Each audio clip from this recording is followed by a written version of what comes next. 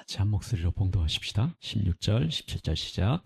또 이 선물은 범죄한 한 사람으로 말미암은 것과 같이 아니하니 심판은 한 사람으로 말미암아 정죄에 이르렀으나 은사는 많은 범죄로 말미암아 의롭다 하심에 이름이니라. 한 사람의 범죄로 말미암아 사망이 그 한 사람을 통하여 왕노릇하였은즉 더욱 은혜와 의의 선물을 넘치게 받는 자들은 한 분 예수 그리스도를 통하여 생명 안에서 왕노릇하리로다. 아멘. 따라해 볼까요? 생명 안에서 왕노릇하리라. 네, 생명 안에서 왕노릇하리라. 여러분, 오늘 읽은 5장 16절 17절 말씀 안에는 우리가 복음, 예수 그리스도의 십자가의 복음 하면은 우리는 딱 떠오르는 것이 우리의 죄를 지시고 십자가에 죽으시고 우리를 죄로부터 용서하셔서 우리를 구원받게 하시는 하나님, 이 구원의 복음을 우리는 딱 떠오릅니다. 근데 여러분은 복음은 우리가 죄를 용서받은 것에 머물지 않아요. 그보다 훨씬 큽니다. 네, 죄 용서받은 복음이다. 여기에 머무르면은요, 이 땅에서 이 복음의 풍성함의 비밀을 모르고 우리는 신앙생활하는 것 같습니다. 그 맛을 모르고 우리가 신앙의 맛은 내가 죄를 잊고 죄의 용서를 받았다 해서 멈추지 않습니다. 오늘 굉장히 큰 이야기를 담고 있는데요. 생명 안에서 왕노릇하리라. 이 복음이에요. 생명 안에서 왕노릇, 이 노릇이란 단어는 우리가 좀 부정적인 이미지, 이 어감을 좀 가지고 있는데 사실 이 노릇이란 단어는 어떤 역할을 수행한다는 의미입니다. 왕의 역할을 수행한다. 왕으로서 수행한다. 그러니까 왕노릇한다는 거죠. 근데 이 왕노릇한 이 단어는 창세기 1장부터 나와요. 이 왕에 대한 우리가 왕의 신분이고 왕의 역할 수행하고 있고 왕으로서 하나님이 이 땅에 우리를 창조하셨다는 이야기는 창세기 1장 천지창조부터 나옵니다. 그리고 요한계시록 22장까지 나옵니다. 마지막 요한계시록 22장이 세상의 끝에 마지막 이야기잖아요. 그 22장에 세세토록 너희가 왕노릇하리라. 그 왕의 이야기는요, 창세기 1장 창조부터 시작해서요 마지막 끝까지 왕의 이야기가 나와요. 그것이 우리라고 말합니다. 우리는 예수님 믿고 죄 용서받았어. 나는 용서받은 사람이야. 이제 구원받았어. 이 정도가 아니라는 거예요. 구원받은 모든 사람들, 예수님 믿은 모든 사람들은 왕 노릇합니다. 어디 안에서요? 생명 안에서 왕의 이야기가 시작되는 거예요, 우리가. 그래서 우리는 지금 왕들의 오늘 잔치에 함께 있습니다. 진짜 하나님의 우리의 왕 되신 그분 안에서 하나님이 우리에게 맡겨주신 이 왕으로 우리가 하나님 앞에 부름받은 거예요. 지금 왕 노릇하리라. 이 비밀들이 오늘 저나 여러분 안에 이 예배 시간 안에 이 말씀의 비밀들을 우리가 소유했으면 좋겠어요. 내가 이런 신분이었구나. 그리고 이것이 도대체 지금 나에게, 오늘 나에게 왕노릇, 생명 안에서 왕노릇한다는 게 도대체 뭘 의미하는 거야? 이게 도대체 뭘 의미하는 거야? 이 의미까지 오늘 말씀 통해서 같이 보도록 할게요. 창세기 1장에 이 왕에 대한 이야기는 그 창세기 1장에부터 배경으로 나와 있다고 그랬잖아요. 그래서 왕의 자리, 다스리는 자리, 그것이 처음부터 인간에게 주어졌습니다. 제가 두 구절을 창세기를 볼 건데요. 창세기 1장 27절 여러분 주보에도 있고요. 앞에도 있습니다. 자, 같이 봅시다. 하나님이 자기 형상, 곧 하나님의 형상대로 사람을 창조하시되, 자, 여기에 왕으로서의 우리가 신분으로 하나님이 창조하셨다는 이야기 단어가 있어요. 어떤 단어일까요? 예, 형상. 형상 하면은 우리는 늘 어떤 저마다 다른 이미지가 다 그려질 거예요. 그러나 이 형상이라는 것은 고대 중동에서의 이 형상은 하나님의 형상, 신의 형상이잖아요. 신의 형상은 딱 한 사람에게만 사용하는 겁니다. 누구에게 사용할까요? 왕에게만 사용해요. 신의 형상이라고 해요. 왕 외에 신의 형상을 말하지 않습니다. 그런데 하나님께서는 이 창세기 1장의 모든 인간에게, 그 당시에 노예도 있었을 것이고 여자도 있었을 것이고 남자도 있었을 것이고 가난한 사람도 있고 부한 사람도 있고 왕도 있고 신하도 있고 정말 다양한 배경의 사람들이 있을 거잖아요. 그렇죠? 그런데 그 모두에게 하나님은 모든 인간을 창조하실 때 하나님의 형상, 신의 형상을 닮았다고 그렇게 말씀하세요. 그렇게 창조하셨다고 말씀하세요. 그래서 비록 이 땅 여러의 위치와 직분과 역할들이 나눠졌지만은 하나님이 창조하신 것은 왕의 형상, 신의 형상, 왕에게 주어지는 그 단어를 우리 인간에게 사용하고 계십니다. 그래서 하나님은 우리 인간을 창조하실 때 하나님, 우주의 왕 되신 하나님의 대리, 통치자로 우리를 세우셨다는 거예요. 이 땅에. 통치자. 그럼 우리에게는 어떤 권한이 있어요? 그렇죠. 그것을 조금 이 통치권이라고 했겠죠. 통치권이 우리 모든 인간에게 주어져 있었어요. 또 하나 읽어보겠습니다. 28절 계속 창세기 1장 28절 같이 읽습니다. 생육하고 번성하여 땅에 충만하라. 땅을 정복하라. 모든 생물을 다스리라. 제가 이렇게 놨습니다. 여러분 여기에서 왕으로서 우리 인간의 하나님이 지으셨고 그리고 그 사명을 주셨다는 것을 읽을 수 있는 단어가 어떤 단어가 있을 것 같아요?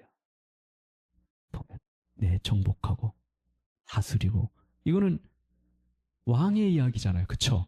왕에게 주어진 단어들이에요. 그래서 이 단어들은 목자들이 뭐 양떼를 돌보고 이런 아주 소박한 그런 돌봄의 단어가 아니에요.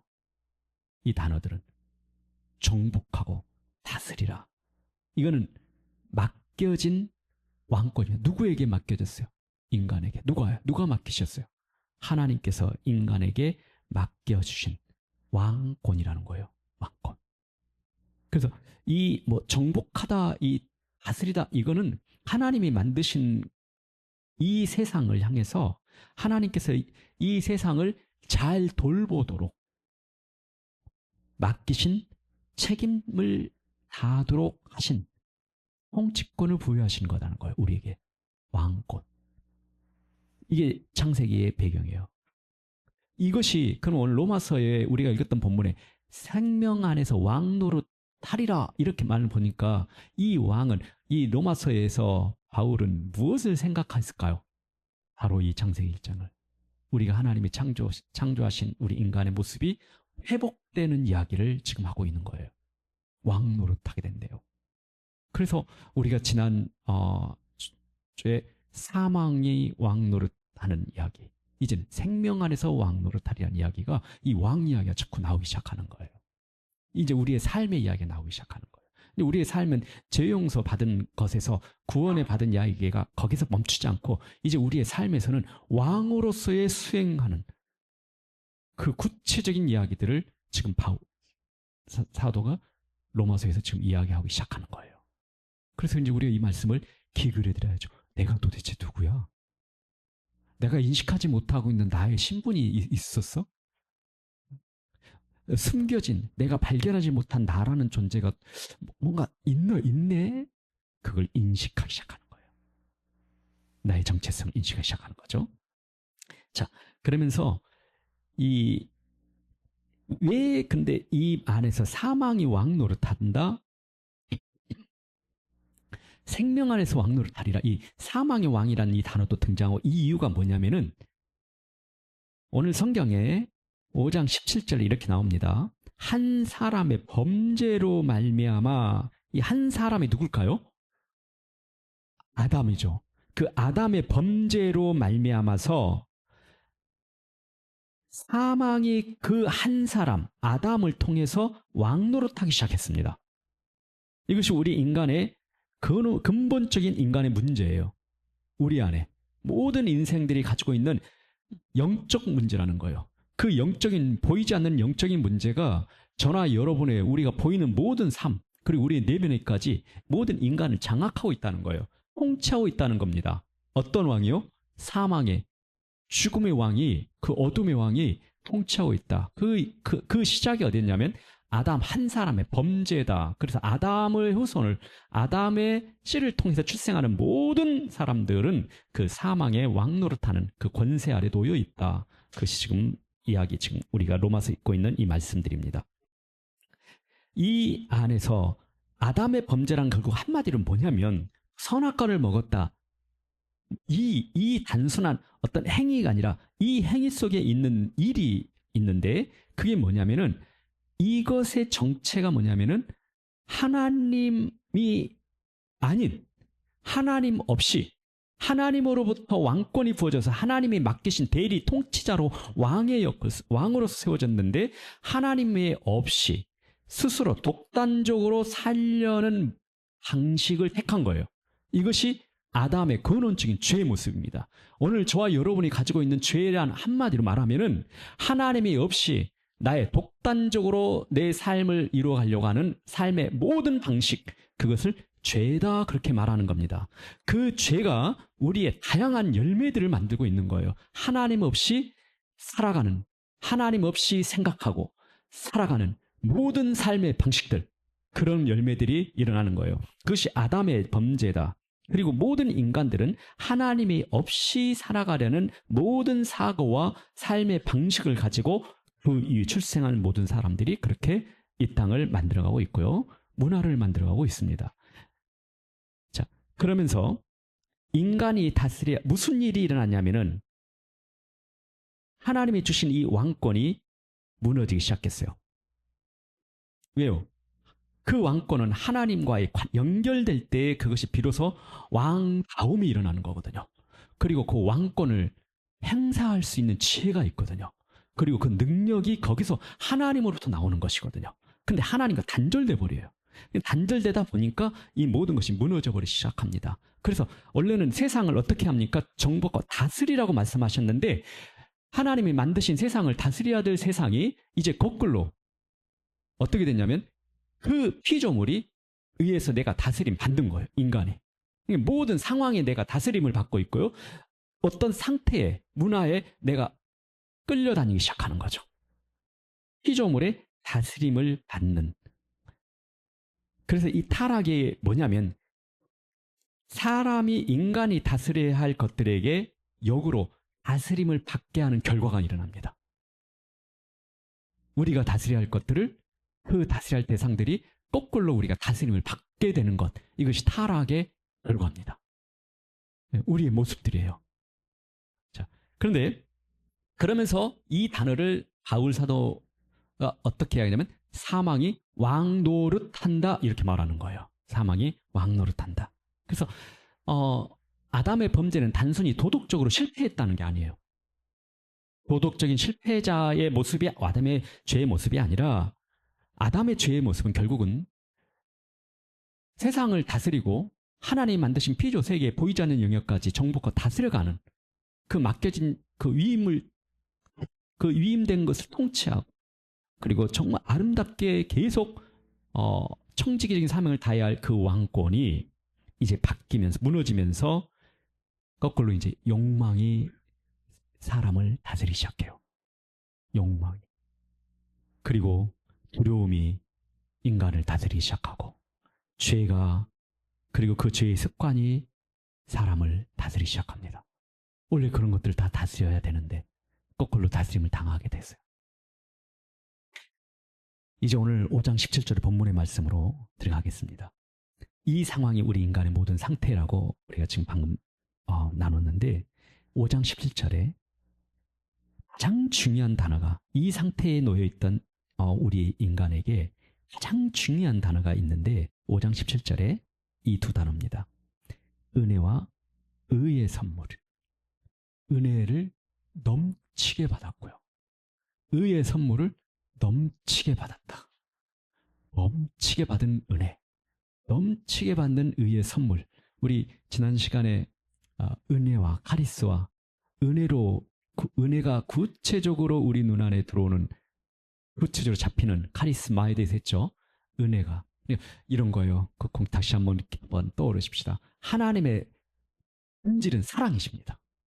근데 하나님의 사랑이 우리 인간을 향해서 어떻게 나타나냐면은 예수 그리스도의 아들의 죽으심을 통해서 하나님의 사랑이 우리 인간에게 보여지기 시작하는 거예요.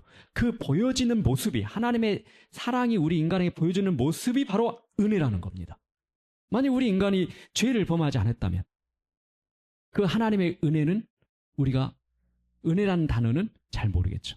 그러나 하나님의 사랑이 우리 인간에게 나타내 보여주는 그 필터가 뭐냐면 예수 그리스도이시고 십자가의 복음이고, 근데 예수 그리스도의 십자가의 복음을 알지를 못하면 하나님을 만날 수 없습니다. 그분의 뜻도 알 수 없고요. 이 땅에서 우리는 살다가 지옥에까지 걸어가는 것이 바로 우리 인생들이라고 그래요. 근데 하나님의 보내신 예수 그리스도를 통해서 하나님께서 그 사랑을 어떻게 보여주셨어요? 은혜로 보여주셨어요. 모든 우리의 조건 없이 우리를 품어주시는 그 은혜 있죠. 조건 없이 나를 받아주신 은혜, 그 은혜를 보여주셨어요. 그리고 그 은혜가 예수 그리스도를 통해서 그 은혜가 나타나기 시작하고, 마지막 우리 손에는 은혜의 선물이 딱 주어지는 거예요. 그 카리스마가 주어지는 거예요. 그래서 그 은혜의 선물이, 강력한 은혜의 선물이 뭐냐? 로마서에서는 영원한 생명, 하나님의 생명이라고도 말합니다. 또 우리가 지금 오늘 배우는 의로움이라고도 말합니다. 그게 우리에게 주시는 은혜의 선물, 카리스마라고 그래요. 그리고 공동체 안에 주신 이 공동체도 하나님의 선물이고요. 교회라는 것도 하나님의 이 땅에 주신 선물이고요. 이 교회 안에 잘 섬기도록 우리에게 각자의 은사를 주셨던 그 은사도 또 카리스마라고 합니다. 이제 그런 것들은 세부적인 것들이에요. 근데 진짜 큰 은사는 영생, 하나님의 생명, 구원의 생명이고, 그리고 하나님의 성품으로부터 흘러나오는 의로움, 거룩하게 된 존재. 이것을 진짜 카리스마, 은사라고 합니다. 그리고 구체적으로 그 공동체에 섬기도록 또 우리가 아는 성령의 다양한 은사들의 모습도 있죠. 자, 하나님의 사랑은 뭐냐? 하나님은 내가 누구인지 다 아시면서도 나를 원하시는 것. 그게 하나님의 사랑이에요.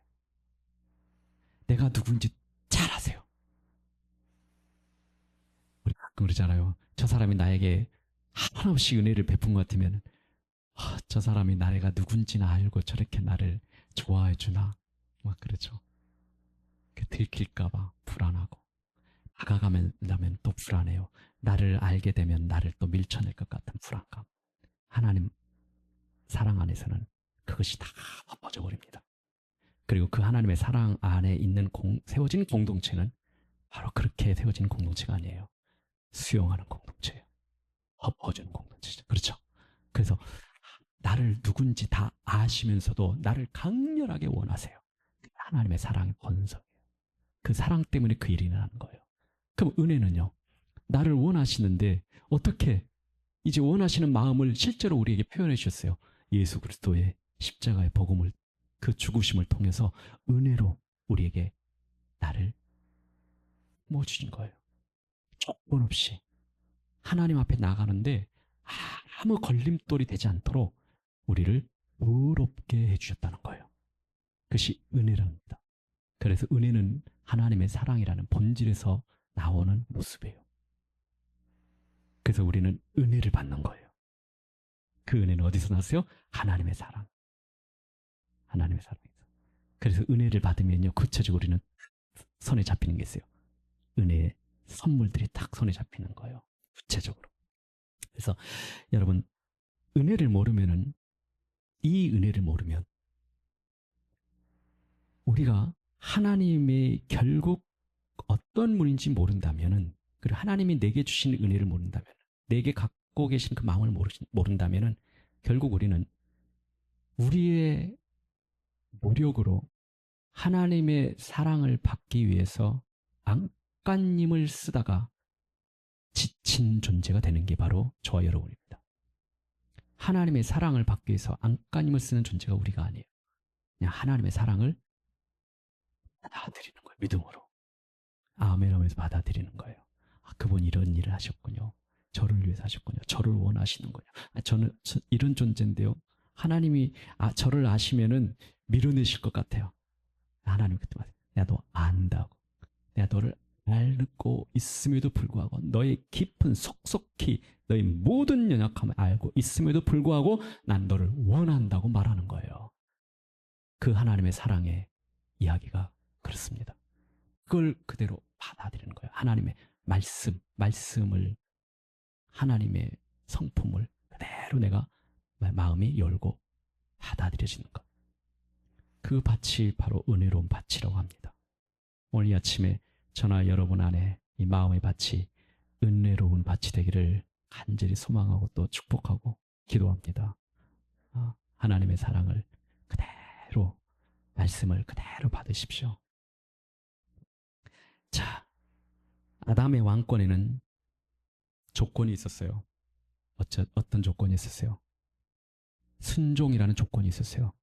근데 우리에게 하나님이 주신, 오늘 말씀하신 그리스도 안에서 받는 왕권은요, 순종이 아니라 예수 그리스도께서 십자가를 죽으심에 순종하심으로 우리에게 주신 의로움이 조건입니다. 그건 믿음이 조건이에요. 믿음이. 그래서 우리는 믿는 겁니다. 받아들이는 거예요.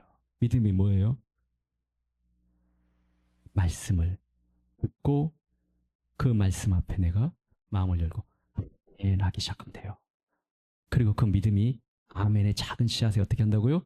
성령께서 일하기 시작하신다고요.